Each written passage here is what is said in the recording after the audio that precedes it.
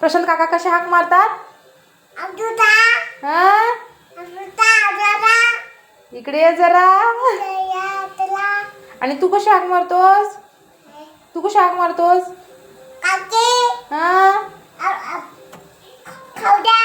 तू आता इथं कशाला बसलास? बाजूला हो.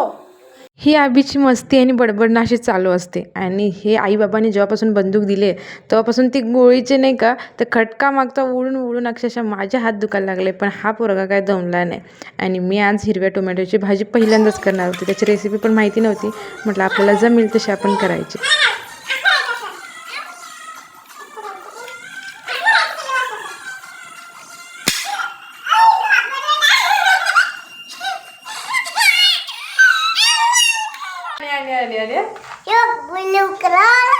Red colour. हा रॅबिट. हा टाक मला गोळी घाल. किती घालतोस? वरती करायची नाही, खाली करायची.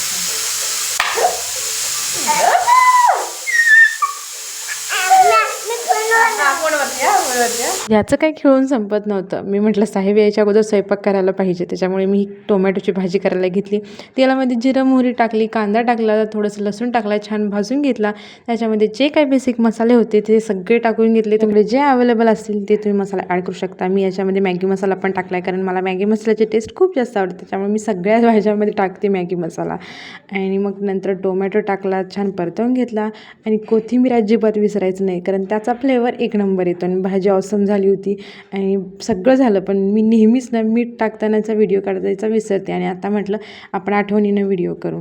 त्याच्यानंतर भाकरी करत होते. आणि तुम्हाला वाटलं आबी काय करत असेल, तर आबी पण मी जे करते ते करत असतो. आणि इथं जाऊन तो चटई घाण करत होता त्याच्यावरती भाकरीचं पीठ घेऊन.